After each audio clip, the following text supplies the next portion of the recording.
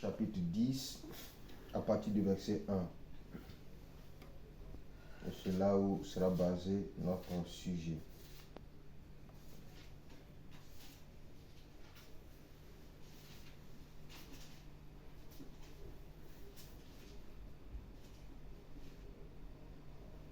Jean 10, verset 1. En vérité, je vous le dis, celui qui n'entre pas par la porte dans la bergerie, mais qui y monte par ailleurs, est un voleur et un brigand. Mais celui qui entre par la porte est le berger des brebis. Le portier lui ouvre et les brebis entrent. Et les brebis entendent sa voix et il les appelle par leur nom. Les brebis lui appartiennent et il les conduit dehors. Lorsqu'il a fait sortir, j'ai le pouvoir de la donner et j'ai le pouvoir de la reprendre. Tel est l'ordre que j'ai reçu de mon Père. Il y a eu de nouveau à cause de ces paroles, division parmi les Juifs. Plusieurs d'entre eux disaient, il a un démon, il est un fou, pourquoi l'écoutez-vous? D'autres disaient, ce ne sont pas les paroles d'un démoniaque. Un démon peut-il ouvrir les yeux des aveugles? On célébrait à Jérusalem, la fête de la dédicace, c'était l'hiver. Et Jésus se promenait dans le temple sous le portique de Salomon. Amen. Amen. Que le Seigneur ajoute des bénédictions à la lecture de sa parole. Amen. Amen. Le grand berger de tous les temps. Ah, c'est le titre de notre prédication. Le grand berger de tous les temps. Alors, il est le grand berger de tous les temps parce que dès le commencement, nous étions en lui, dans sa pensée. C'est pourquoi la forme de la bergerie d'aujourd'hui n'est pas une forme comme celle que nous pouvons lire dans la parole. Ça ne peut pas être la même chose parce que toutes les fois que les choses avancent, Dieu aussi il avance. C'est ça ce qu'on appelle son intelligence et sa préscience. Il ne peut pas avancer à notre rythme. Il ne peut pas avancer au rythme du monde. Sinon, il n'est pas Dieu. Sinon, il va échouer. Mais il avance à son rythme. C'est à cause de ça qu'il dit que il y aura un seul troupeau, une seule bergerie, et le seul berger, c'est moi. C'est pourquoi les brebis, il y en a partout. Et c'est à cause de ça que nous allons remarquer que quand nous nous occupons des affaires du Père, il dit que quand nous faisons le travail de Dieu, nous devons tenir compte de tout le corps mystique de Christ. Parce que les brebis, il y en a partout à travers le monde. Amen. Et le monde de la foi dit que quand tu prononces les paroles ou quand tu pries, ça peut agir sur un frère ou une soeur d'une manière ou d'une autre à n'importe quelle extrémité de la terre. Amen. Amen. Ici, le grand berger de tout le temps, qui est le Seigneur Jésus-Christ, il change de forme d'une manière ou d'une autre à cause du fait qu'il ne veut pas que ses brebis puissent s'égarer. Il ne veut pas que ses brebis puissent se perdre. C'est à cause de ça qu'une vraie brebis, quand il écoute la voix du berger, alors il est sensible à la voix de ce berger-là. C'est même ça qui montre l'excellence de la qualité de l'élection et de la séance que toi tu es et que toi tu as. C'est à cause de ça qu'au cours du temps auquel il est resté sur la terre, nous allons remarquer qu'il n'a choisi que 12 disciples. Ces 12 disciples-là, c'était les brebis que le Père lui avait données. Voilà pourquoi il dit que moi j'ai le pouvoir de donner ma vie et de la reprendre. Vous allez remarquer qu'aucun prophète ne pouvait prononcer ce genre de paroles-là. Dire que donner sa vie et la reprendre. Ce n'était pas possible. Une seule personne pouvait parler comme ça, c'était bel et bien lui. Pourquoi? Parce qu'il était le Fils unique venu du Père. Il était Dieu sous forme de la chair. il était la plénitude divine sous forme de la chair. C'est pourquoi il pouvait tenir des propos scandaleux. Ces propos-là, à l'œil des yeux, à l'œil des gens, en entendant cela, c'était un scandale parce qu'une personne normale, une personne physique d'une femme ne pouvait pas parler comme ça. Donner ta vie et la reprendre. Alors vous allez comprendre que quand Jésus parlait, il parlait dans une dimension appropriée. Une dimension appropriée, une dimension autre qu'il avait avec son Père. C'est dans cette dimension-là que le Seigneur parlait. Et les gens qui comprenaient un tout petit peu, c'était les disciples. À cause de l'élection. C'est l'élection qui faisait que les disciples comprenaient un peu. Et même parmi ces disciples-là, vous allez remarquer que chacun d'eux ne comprenait pas le langage du Seigneur de la même manière. Tous les disciples ne comprenaient pas le langage du Seigneur de la même manière. C'est pourquoi vous allez même voir que parmi ces personnes-là, il y a même des femmes. Et parmi ces femmes-là, il y a Marie de Béthanie, il y a Marie de Magdala. Toutes ces personnes-là ne comprenaient pas le langage du Seigneur de la même manière. Et c'est comme ça que Dieu a créé les cieux et la terre. C'est comme ça que Dieu a fait les choses. C'est pourquoi le langage de Dieu est un langage mystérieux. Pour le comprendre, il faut aimer le Seigneur de tout son cœur. Ça, c'est le premier secret. Pour comprendre le langage du Seigneur, il faut l'aimer. Et quand vous l'aimez, vous êtes censé vous accrocher à lui. Et quand vous vous accrochez à lui, lui maintenant, il vous révèle maintenant sa parole d'une manière ou d'une autre. Qu'est-ce qui se passe? En fait, il ne va pas te révéler sa parole mot à mot pour te dire ça signifie ça, ça signifie ça, ça signifie... Non. En fait, l'amour qu'il a pour toi et que tu as pour lui, qui coule dans tes veines, qui dégage l'état de ton cœur, comprendra la parole sous forme de la révélation et tu vas commencer à remarquer les faits. Les faits. Tu vas constater les faits, les retombées de la parole que tu es en train de comprendre. C'est pourquoi il y avait une très grande différence entre Jean, Pierre, Jacques, Marie de Béthanie, Marie. Ils comprenaient quoi? Ils comprenaient rien. Mais c'était l'approche qu'ils avaient vis-à-vis du Seigneur. La parole, c'est l'approche que tu as vis-à-vis de Dieu. Amen. C'est tout. C'est pourquoi quand Adam a été créé, au commencement, nous allons remarquer que quand le Seigneur a fini de créer, et il était là debout, Adam, sans pourtant qu'on lui demande, qu'on lui donne la permission, il a commencé à donner des noms aux animaux. Alors que Dieu ne lui avait jamais dit tel animal s'appelle un tel, si tel animal s'appelle un tel animal s'appelle un tel. Il ne savait pas cela. Jamais. Et Dieu était juste là en train d'observer. C'est ça qui se passe. Toi, si tu fais un enfant, cet enfant-là aura la même nature que toi. Si tu fais un enfant, cet enfant-là aura la même nature que toi. Donc, nous devons avoir la même nature que le Seigneur. C'est pourquoi nous sommes ses brebis. Amen. Et il s'agit pour nous de rester dans la bergerie, parce qu'à l'heure où nous sommes, on appelle cette heure-ci l'heure la plus sombre. Nous sommes dans l'heure la plus sombre. C'est à cause de ça que l'âge dans lequel nous sommes, ce n'est que l'âge de Jésus, Christ, qui est sur la terre et qui a cette capacité d'éclairer le monde en ce moment précis à travers des fils et des filles de Dieu. Pourquoi? Parce que nous sommes dans l'âge la plus sombre. L'obscurité est épaisse. Le péché abonde. Et quand on parle de l'obscurité, ça traite directement au monde des ténèbres. Comme l'homme est fait à l'image de Dieu, et l'homme représente une brebis, Dieu ne peut pas nous abandonner comme ça. C'est pourquoi il revient. Voilà pourquoi dans ce même passage de l'Écriture, nous lisons, il dit, j'ai d'autres brebis qui ne sont pas ici. Ces brebis dont il parlait qui n'étaient pas là, c'était à partir de l'âge d'Éphèse, de Smyrne, de Pergame, de Thyatire, de Philadelphie, de Laodicée. Au fur et à mesure que les âges devaient avancer, il y avait des brebis qui devaient rentrer dans la bergerie au fur et à mesure. Parce que le but du Seigneur, c'était pour venir sauver l'homme, sauver l'humanité.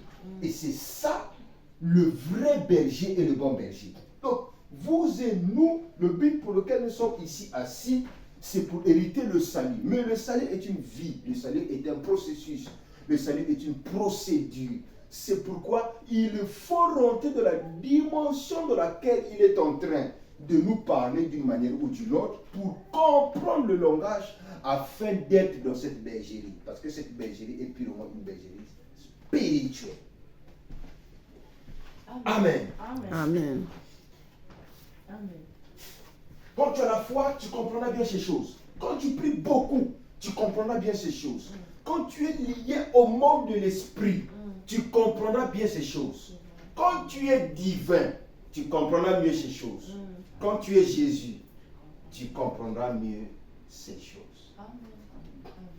C'est le monde de l'esprit. Hein? Tu ne peux pas expliquer ça charnellement. Ça n'existe pas. Donc même les choses que je suis en train de vous expliquer là, si vous avez la sémence, vous êtes en train de comprendre ce que je suis en train de dire parce que vous aimez le Seigneur et le Seigneur vous aime.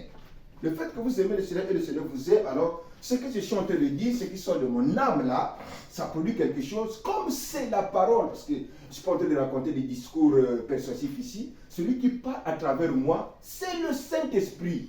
Le Saint-Esprit, c'est Dieu. Ça produit quoi? Ça produit des effets spirituellement parlant.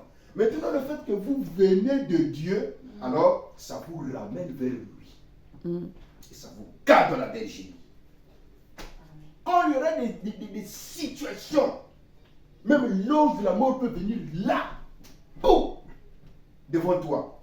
Est-ce qu'on peut dire Amen? Amen. Vous pensez que pendant que Jésus était sur la terre, Satan pouvait venir toucher un disciple? Oh, même au cours, même dans l'Ancien Testament, ceux qui avaient juste la foi liée au son des boucs et des taureaux et des brebis, Satan ne pouvait pas les toucher combien de fois quand Jésus était sur la terre. Quand Jésus était sur la terre, Satan ne pouvait pas toucher un seul disciple. Pourquoi? Parce que le maître était là.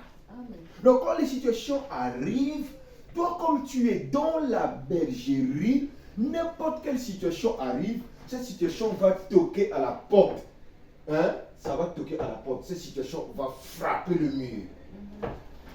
Le mur là, c'est le signe que toi tu as. C'est pourquoi quand tu es un élu, quand tu es un fils de Dieu, quand tu es une vraie fille de Dieu, tu n'écouteras pas n'importe qui, tu n'iras pas n'importe où, tu ne feras pas n'importe quoi. Je vous dis la vérité. Quand tu es un fils de Dieu, je te dis, ta vie n'est liée qu'au Seigneur. Je vous dis la vérité. Quand tu es un fils de Dieu, je vous dis, écoutez-moi bien. Quand tu es un fils de Dieu, ta vie n'est liée qu'au Seigneur. C'est comme, là où toi tu es là, le sang de tes enfants, c'est le sang de ton homme et ton sang. On ne peut pas changer ça. C'est le lien du sang. C'est le lien du sang. C'est le lien du sang. Surtout quand vous êtes de même père. Ah, ça, c'est pas à blaguer. Au moins, quand vous êtes de même mère, ça joue. Hein? Au moins, quand vous êtes de même mère, c'est au moins à 80%. Mais quand vous êtes de même père, je vous dis, votre sang est direct. Amen. Donc, il s'agit pour nous de rester dans la bergerie et de ne pas sortir pour aller de gauche à droite par les pensées, par ceci, par cela, mais de rester dans la bergerie en étant là à contempler le Seigneur, à garder la présence du Seigneur, à demander ce qu'il faut faire, à faire la volonté de Dieu d'une manière, rester dans la bergerie, parce que nous sommes à l'heure la plus sombre. Nous sommes à l'heure la plus sombre. Parce qu'avant l'enlèvement, il y aura des secousses terribles. C'est comme ça. Même quand un avion décolle, il faut que le moteur chauffe.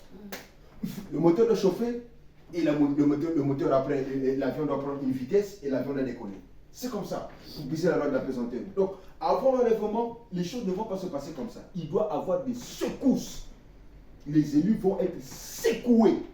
Maintenant, ceux qui sont dans la bergerie, ceux qui sont fermes, qui ont compris la leçon, qui ont marché avec Jésus et dont Jésus habite à l'intérieur, ceux-là, ils auront la vie sauve. Dieu, ce Dieu-là sera toujours là pour les accorder la grâce, pour les conduire d'une manière ou d'une autre. C'est pourquoi même là, quand on lit, vous allez remarquer qu'il dit que vous aurez des verts pâturages et vous en aurez en abondance. Et quand vous êtes dans cette bergerie, il pourvoit tout ce qu'il faut pour vous. Parce qu'à vrai dire, ce que nous sommes en train de vivre dans ce monde ici, c'est une vie apparente. C'est pourquoi nous avons pour clé la foi. C'est la foi qui nous permet de vivre dans le temps. Ce n'est que la foi qui nous permet de vivre dans le temps quand tu es chrétien. Quand tu n'as pas la foi, le Seigneur est obligé de te retirer. Tu ne sers plus à rien. Ou bien si tu es un partisan du moins de fort, bon, il sait que tu n'es pas un élu, bon, tu attends la tribulation, c'est bon. Mais quand tu es un vrai élu, Dieu fera tout pour te conduire toujours vers la foi. Pour te conduire toujours vers ce qui est attrait à la foi. Pour te conduire toujours vers quelqu'un qui est lié à la foi. Pour te conduire toujours vers là où se trouve la foi. Parce que c'est dans la foi et la vraie foi où tu vas trouver des verts pâturages, c'est-à-dire la vraie parole qui va te permettre d'avancer et d'aller de l'avant. Toujours d'avancer. Parce que le voyage sur la terre est court. Amen. Amen. Le grand berger de tous les temps. Il était le berger là-bas. Donc, quand il était sur la terre, il était le berger. C'est fini ça. Nous ne sommes plus là-bas. C'est fini, ça c'est terminé. Au temps du frère Branham, il était aussi le berger. Le frère Branham a fait son temps. Mais là où nous sommes maintenant, il est toujours le berger. Mais le berger qu'il devient aujourd'hui, sa forme de paître le troupeau a totalement changé. Totalement. Même la qualité de la nourriture qu'il donne à ses brebis a complètement changé. Amen. Amen. Les brebis qui vivent dans des pays divers, les brebis qui vivent dans des pays tropicaux, ce ne sont pas les mêmes brebis. Vous ne pouvez pas prendre les brebis de l'Afrique centrale, vous les amener ici, là, et puis ils peuvent mourir, parce qu'ici c'est un pays de foi. Donc, les choses changent au fur et à mesure. Donc, le plus grand problème, c'est de rester attaché au berger et de rester dans la bergerie.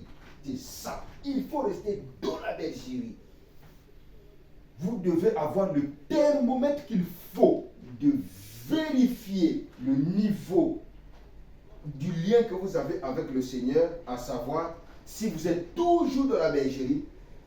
Parce que il doit avoir, mais vraiment, hein, il doit avoir, vous savez, je ne sais pas comment vous expliquer ça, mais les choses sont aussi simples, même d'une manière naturelle. Tu vois, par exemple, là où toi tu es la sœur Sharon, si, quand tu vas rentrer, c'est pas ce qui va se faire. Je prends un exemple en tant que serviteur de l'Éternel.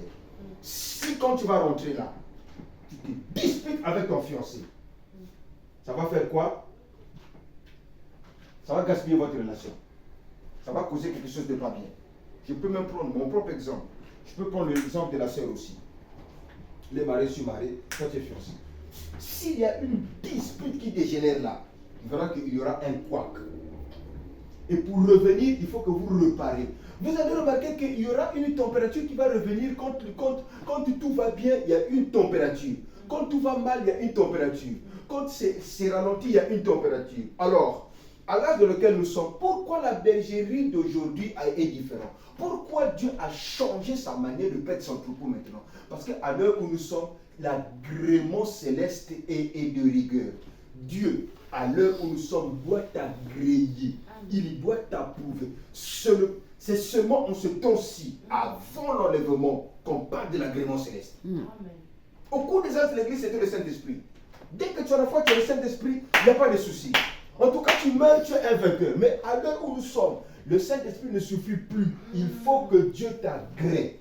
Donc, le thermomètre que toi tu as, c'est pour surveiller l'agrément céleste. C'est ça la bergerie. Quand Dieu t'agrée, il fera que quand tu es dans des difficultés, il viendra te secourir. quand tu as un mauvais comportement, il va tout faire pour t'enlever de ce mauvais comportement, pour te mettre à un endroit bien. Quand tu as une situation, c'est cet agrément-là. Parce que quand Dieu t'agrée, il est content de toi. Quand il est content de toi, il ne veut pas que tu souffres. Il ne veut pas que tu meurs. Il ne veut pas que tu te retrouves dans la géhenne. Parce que quand tu as un mauvais comportement, parce que le salaire du péché, c'est la mort. D'où, quand tu continues à te distraire d'une manière ou d'une autre, à ne pas comprendre le plan de Dieu, Satan fait quoi? Il va te tuer. Donc Dieu dans sa souveraineté, il fait quoi? Il t'enlève du mauvais côté pour te mettre sur le bon côté. Parce que tant que tu fais la volonté de Dieu, en exécutant sa parole, c'est-à-dire en vivant sa parole, quand tu vis la parole de Dieu, en étant agréé, en fait, tu ne peux pas mourir. Parce que tu as la vie éternelle. C'est à cause de ça que Dieu est venu pour donner la vie éternelle et pour briser la mort, pour nous accorder l'immortalité. C'est à cause de ça que le frère Branham dit, pas le frère Branham, la Bible dit que comme j'ai préparé ma première venue, je prépare aussi ma seconde venue. C'est pourquoi il dit, il y a d'autres brebis qui viennent. Ces brebis-là, c'est à la fin des temps. Donc là-bas, c'était sa première venue. Là maintenant, c'est sa seconde venue. Et à sa seconde venue, lui-même, il vient prendre une catégorie des hommes et des femmes qui l'agrée tellement. Alors, il les inocule de sa grâce immortelle qui se trouve en lui. Et ces gens-là ne passeront jamais par la mort. Tout cela, c'est quoi? C'est lié à la bergerie. Tout cela est lié à la bergerie. Donc, la plus grande clé, c'est l'agrément. Donc, vous devez avoir le thermomètre de votre vie de tous les jours à veiller à l'agrément de Dieu. Ne vivez pas au ralenti. Ne vivez pas comme si tout va bien. Non, tout ne va pas bien. Quand David s'est mal comporté, Dieu l'a repris. Dieu l'a condamné. Dieu l'a jugé. Le Seigneur, je vous dis, le Seigneur l'a bien repris. Et David s'est rendu compte que, l'Éternel est aussi un Dieu de justice. Dieu ne fait pas de parti pris.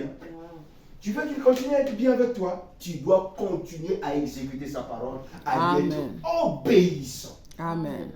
Quand Dieu voit que tu es toujours obéissant, ça produit en toi quoi? La fidélité. Or que quand tu es fidèle dans l'obéissance, là tu deviens l'homme selon le cœur de Dieu. Amen. Amen. Amen. Parce que la fidélité et l'obéissance, il faut un effort. L'effort, c'est ça l'épreuve. De quitter le mauvais côté, de passer au bon côté. Donc, pour le temps de la bergerie, ce n'est pas une blague, c'est un travail, c'est un boulot. Et Dieu, qu'est-ce qu'il fait? Il observe. Il envoie le Saint-Esprit pour te mettre, pour mettre sur toi des épreuves, d'une manière ou d'une autre. Voilà, il te secoue. Mais toi, ton problème, ce n'est pas les circonstances que tu vois tout autour de toi. Toi, ton problème, c'est de connaître déjà d'où tu viens, où tu vas. Tu sais que tu sais de lui. Après, tu surveilles quoi? Tu surveilles l'agrément céleste. C'est la clé de l'épouse à l'heure où nous sommes. Pour que tu utilises l'autorité divine, il faut que tu aies l'agrément céleste. Pour que tu sois un fils de Dieu manifesté, tu dois avoir l'agrément céleste. Pour que Dieu soit content de toi, tu dois avoir l'agrément céleste. Pour que tu ascensionnes, tu dois avoir l'agrément céleste. Il faut que Dieu t'agrée. Et c'est ce qui fait que ça te garde dans la bergerie. Alors, d'une manière ou d'une autre, tu as des circonstances que tu dois traverser d'une manière ou d'une autre. Mais tu verras que c'est ce mystère-là qui fera que Dieu ne verra pas ton mauvais côté, Dieu ne verra pas tes hauts et tes bas, mais Dieu va regarder ce qu'il avait vu en toi dès le commencement, là-bas dans l'éternité. Et toi, avec le caractère que toi tu as, plus il t'agrée, alors tu subis aussi le changement au fur et à mesure. C'est pourquoi il est le grand berger de tous les temps. C'est-à-dire qu'à chaque temps, il a changé sa manière de paître son troupeau et sa bergerie. C'est ça la sagesse divine et mystérieuse. Et Satan ne comprend absolument rien. Satan ne peut pas comprendre. Parce que le mystère de l'élection est un mystère. Parce que la Bible dit qu'un seul élu, un seul fils de Dieu vaut mieux que 10 000 morts. Donc, Dieu, le fait qu'il a créé le monde n'a pas la même valeur que l'âme d'un seul fils ou d'une fille de Dieu. L'âme d'un fils ou d'une fille de Dieu vaut mieux que 10 000 mondes. Imaginez-vous tout ce qu'il a dans le monde et ses richesses. Et imaginez-vous la valeur que le Seigneur donne à votre âme. C'est pourquoi faites le nécessaire de rester dans la bergerie, à veiller sur la qualité de l'agrément céleste qu'il y a sur vous. Parce que Dieu ne viendra prendre que celui qui l'agrée. Vous pensez que moi, si j'ai 5 femmes, je vais aller prendre qui? Je vais aller prendre Sandra. Je ne vais pas vous prendre. Vous, c'est qui vous? Mais c'est la vérité. Si quelqu'un a beaucoup de femmes, il y a une qui aime réellement. Putain! En tout cas, excusez-moi, hein, vraiment. Mais c'est la vérité, comment je vous dis. La vérité, c'est celle-là. Un homme, s'il a beaucoup de femmes, il y a une femme chikirilative, maman. Il y a une femme chikirilative qu'il aime de tout son cœur. C'est pourquoi il est très dangereux d'avoir beaucoup de femmes. Ah oui. Le naturel typifie le spirituel. Il y a une grande différence entre l'or, le diamant, le fer. Il y a une différence. Si tu as 10 carats de diamant, c'est pas la même chose que si on te donne, je sais pas combien de kilos de trucs, les histoires là qu'on extrait, non pas l'or, pour fabriquer les bombes là. C'est pas la même chose. Si tu as 10 carats de diamant, parce que même les diamants, il y a des qualités de diamants. Alléluia. Il y a des qualités de diamants. Il y a des diamants qui coûtent très cher. Hein? Les connaisseurs, dès qu'ils voient ça, quand ça brille, ça scintille, ça a des couleurs émeraudes terribles là. Quand on donne le prix, c'est incroyable. C'est la même chose avec le Seigneur. C'est pourquoi vous allez remarquer que les choses de Dieu, Dieu a tout fait pour qu'il garde ça simple, pour que tout le monde ne rentre pas dedans. Parce que si Dieu ne simplifiait pas tout ce qui lui concerne, beaucoup de gens auraient les yeux ouverts et tout le monde serait sauvé. C'est là où se joue l'élection et la prédestination. Dieu se cache et se révèle dans la simplicité. Vous imaginez le créateur des cieux et de la terre, il descend sur la terre, pas de voiture, pas de maison, pas rien, il marche à pied et tout. Plutôt c'était le rôle de tous les esprits, il meurt, il ressuscite jusqu'aujourd'hui. D'éternité en éternité, il est Dieu. Vous ne sentez pas sa présence? Un démon peut venir ici pendant que nous sommes en train de parler. Il n'y a pas de démon ici. Mais qui est ici? C'est le Seigneur. Mais c'est qui? Mais c'est le ressuscité. Amen. Amen. C'est lui qui a marché 33 ans là. C'est comme ça les choses de Dieu. Donc, vous pouvez être en face de Dieu étant un homme ou une femme, mais vous ne saurez pas. Il faut que vous ayez les yeux et le discernement. Donc, en dépit du fait que ton cœur peut bouger, ton cœur peut vaciller, les circonstances de la vie peuvent être bonnes et mauvaises, il faut avoir beaucoup de discernement. Il faut avoir beaucoup de discernement. Donc, je vous apprends que le Seigneur ne viendra prendre que les gens qui la craignent totalement. Si tu ne sens pas un agrément céleste à 100%, tu vas passer par la tribulation. Que tu sois... Il n'y a pas... L'enlèvement, ce n'est pas les histoires où tu es ennemi. Ce n'est pas ça. L'enlèvement, c'est un problème de l'agrément céleste. L'enlèvement, aller au ciel vivant, c'est un problème d'agrément. C'est pourquoi vous allez remarquer que quand Jésus était sur la terre, vous n'avez pas vu les choses qu'il a fait? Le Seigneur, c'était aussi un bandit. C'est la vérité. Le Seigneur, il avait 12 disciples. Ça, c'était le quartier général. C'était comme on peut dire, sa tour de contrôle. Mais toutes les fois que Marie de Béthanie venait, vous allez remarquer que même sa manière d'être, ça a changé. Il a abandonné tous les disciples, même Jean. Il restait avec qui? Marie de Magdala. Et au lieu qu'il donne la bonne part à l'un des disciples, il prend la bonne. Vous savez ce que veut dire la bonne part? La bonne part, il prend ça. Il va donner ça à une femme. Donc, tout ça c'était des types. Parce que les types ne trompent pas. Les types ne trompent jamais. Les types sont parfaits. Même les types de chiffres là, ça ne trompe pas. 1, c'est le commencement. Vous voyez, au commencement était la parole. Quand vous repartez au commencement, vous ne trouverez que la parole. C'est tout. 2, c'est le témoignage. 3, c'est la perfection. Ça ne trompe pas les types. 4, c'est la délivrance.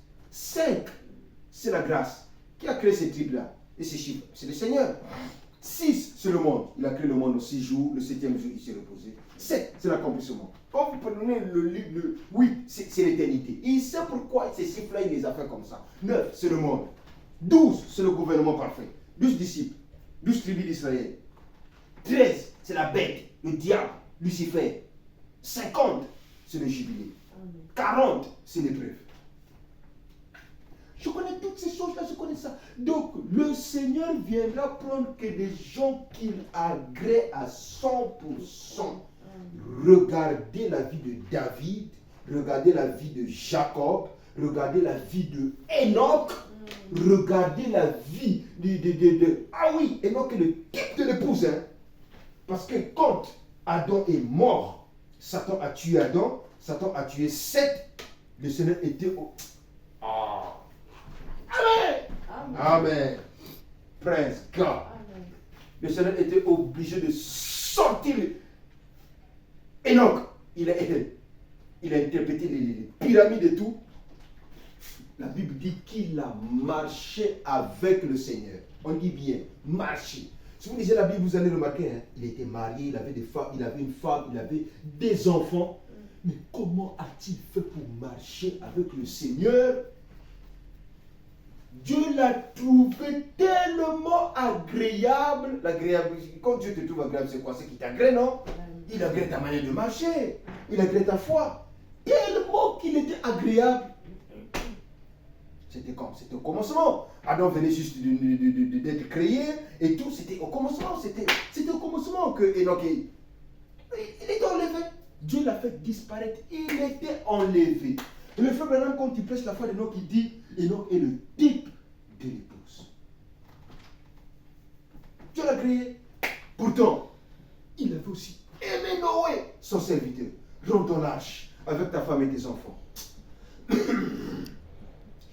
Quand vous êtes à seul, réfléchissez bien. Hein?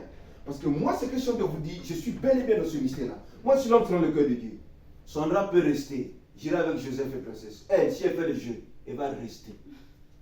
Moi, je suis avec elle là pourquoi? Tu de temps en temps pour faire l'amour et tout, c'est tout. Vous pensez que c'est pourquoi?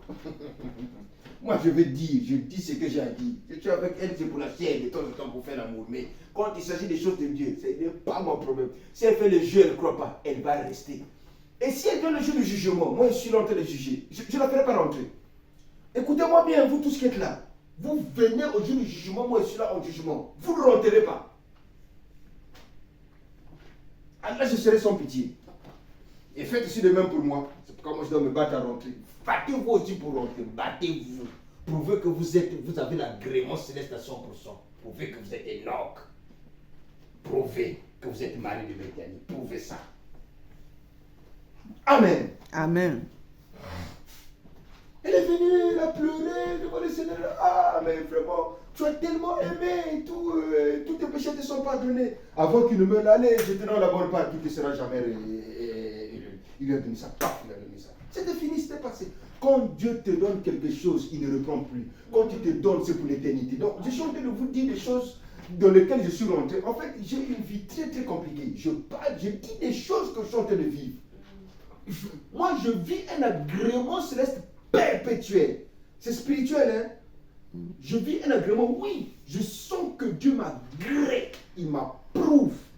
Je sens que le Seigneur, il veut même venir me prendre pour que je parle avec lui. C'est la même chose quand tu aimes tellement une femme, tu voudras aller avec elle, c'est cela. Tu voudras faire la belle vie et tout. C'est ça, il n'y a pas... La vérité, c'est celle-là. Le naturel typifie le spirituel. Si tu es un papa, tu aimes plus un enfant, c'est à cet enfant-là que tu vas donner toute la richesse. Si c'est un brigand, tu feras tout pour qu'il soit un bon enfant et tu donneras la richesse et tout ce qu'il faut. C'est comme ça que ça se passe. Si tu es un sorcier, tu feras que tu vas donner des totems à celui que tu aimes le plus. Alors, le Seigneur, bien que nous sommes tous dans la bergerie, Mais il viendra enlever que ceux qui ont sur eux le signe de l'agrément qu'il avait de son Père à 100%. C'est pourquoi à ceux-là, il leur accorde la foi parfaite. Et il va utiliser tous les moyens qu'il faut. Si tu ne rentres pas dans le mystère de l'enlèvement d'une manière potentielle, tu ne pourras jamais vivre l'enlèvement physique. Si le frère Branham, le Seigneur ne l'avait pas ôté, il allait vivre l'enlèvement. Parce que le prophète était vraiment un homme de foi. Il a dit, si j'avais la foi comme Enoch, non, je ne vieillirais pas. Il a dit ça. C'est comme s'il pressentait. Dieu dans sa souveraineté, il dit, ah non, si je le laisse continuer, s'il le traverse, parce qu'il avait déjà mis le pied de la foi parfaite, après un certain moment que, parce que c'est un processus, au fur et à mesure. À un certain niveau, Dieu ne peut plus te remettre, te tirer par le derrière, c'est plus possible. Tu dois continuer. Tu dois continuer. Et si tu vis comme dans l'âge d'Enoch en ce temps-là, parce que même Enoch aussi était dans une bergerie, que Dieu lui-même avait créée, vous voyez, et si tu vis en ce temps-là, tu finiras par disparaître. C'est pourquoi vous voyez, c'est une sagesse divine et mystérieuse. Toute la clé se situe sur l'agrément. Toute la clé du salut est située sur la qualité de l'agrément que toi tu as. Comment tu aimes le Seigneur, comment le Seigneur t'aime, votre mariage produit quoi, comment tu juges l'agrément, tu sauras où tu vas, tu sauras qui tu es. Le grand berger de la bergerie est ici maintenant pour préparer son peuple et son épouse. Que le Seigneur vous bénisse. Amen. En tout cas, moi j'attends, hein. Moi j'attends que le Seigneur il me donne vraiment la possibilité d'aller prêcher de gauche à droite. Les gens écouteront la parole et je crois qu'ils auront vraiment une idée. Avec beaucoup d'humilité, nous allons pouvoir développer la parole. Nous parlerons de la parole. Pierre n'était pas là à l'école. Mais c'était le pasteur de l'église d'Éphèse. Quand il a prêché, une première personne qui a été sauvée, après 5000, c'était le pasteur, c'est lui qui avait les clés. C'est à lui que Dieu avait donné les clés, même pas à Jean. Donc, ça n'a rien à voir avec tu sors d'une école de théologie. On n'a pas besoin de ça. On a besoin du Saint-Esprit. On a besoin du ministère. Amen. On a besoin de Dieu. Amen. Dieu doit accompagner ton ministère. Amen. Et Dieu doit confirmer ton ministère. Amen. Par Amen. des signes, des prodiges et des miracles et par la vie manifestée. Amen. C'est ça. Les histoires de l'école, on n'a pas besoin de ça. Si Dieu t'utilise, étant intelligent, avec gloire à lui, tu sois intelligent ou pas, tout ça, ça ne sert pas. Nous avons besoin de voir Jésus rendu manifeste. Amen. Amen. Donc, suivez l'agrément céleste. Suivez l'approbation de Dieu sur vous. Parce que la clé de l'enlèvement est cachée là. Dieu ne vient apprendre que sa bien-aimée chérie. Si tu fais partie du groupe des bien-aimés chéris, sache que Dieu va tout faire. Le Seigneur est même prêt à reprendre la création que pour ses élus. Dieu peut tout faire pour un élu. Quand tu es un vrai élu, Dieu bougera ciel et terre pour accomplir sa volonté dans ta vie. Amen. Amen. Amen. Quand tu es un vrai élu, ton destin est entre ses mains. N'ayez pas peur. Amen. Amen. Mon petit. Oh, ouvre les yeux, tu vas comprendre, tu vas être un roi, tu vas être un chef, tu vas commander par ta foi. Amen. Jonas, on avait jeté dans le ventre du poisson, non? C'était une histoire vraie ou fausse? Et alors, donc, dans le ventre du poisson, comment quelqu'un peut vivre dans le ventre du poisson? 3 jours. Comment? Ça, il faut que ça soit un miracle de Dieu. Donc, Dieu pour un élu, il peut tout. Satan peut faire quoi devant un élu? Quand on a jeté Daniel dans la fosse au lion, qui a fermé la gueule des lions? Shadrach, Meshach, Abednego. C'est qui? Dieu pour un élu, il peut tout. Donc, s'il a dit que nous allons vivre la transformation pour rentrer dans l'immortalité, moi, je veux vivre l'immortalité. Amen. Parce que la parole de Dieu, ça n'échoue pas. Dieu Amen. peut tout faire pour ses fils. Amen. Il détruit le monde, il a mis Noé, sa femme et ses enfants à côté. Dieu peut tout pour ça. Il avait mis Abraham à côté, il a détruit Sodome et Gomorrhe. Il fait les mêmes choses. Il fait les mêmes choses. Donc toi là, ils t'ont enlevé de tous les moineaux pour t'envoyer ici. Il ne faut pas me créer des problèmes. Il ne faut pas que ce soit nous. Il ne faut pas me chercher. Tu as un bon sourire, hein? Quand si je peux venir à Nzabla, je connais si na ba connais si nge ma se pisu ko nge monter nge na sala nge ça bien. Mais oui. Donc Azel c'est pas injuste, Isaac c'est pas injuste, Rebecca c'est pas injuste. Mais pourquoi Dieu les a tous abandonnés? Parce que la qualité du lien qu'ils ont avec Dieu n'est pas la même qualité du lien que toi tu as. Regarde maintenant ce que le Seigneur fait.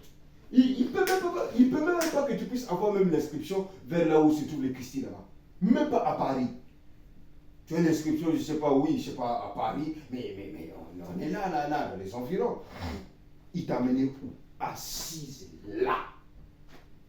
Maintenant, tel que tu es assise là, l'élection maintenant va prouver qui toi tu es. Si tu comprends bien avec beaucoup d'humilité, crois-moi, je te dis que quand le roi viendra, il prendra toi, parce que tu es Esther. Avant, nous avons fini.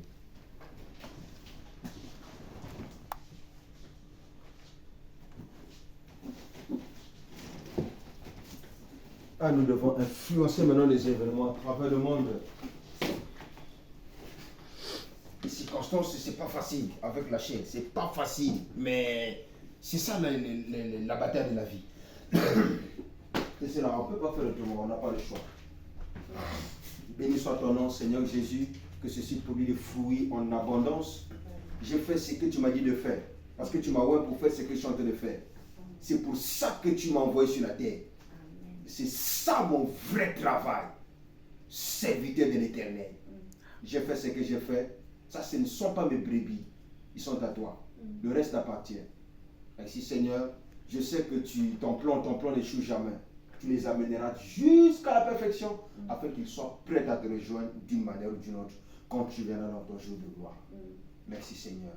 Nous te consacrons ce pays, nous te consacrons ce monde, nous te consacrons tout ce qui est en train de se passer. Pas de troisième guerre mondiale, pas de trouble à la con, jusqu'à ce que le dernier élu rentre.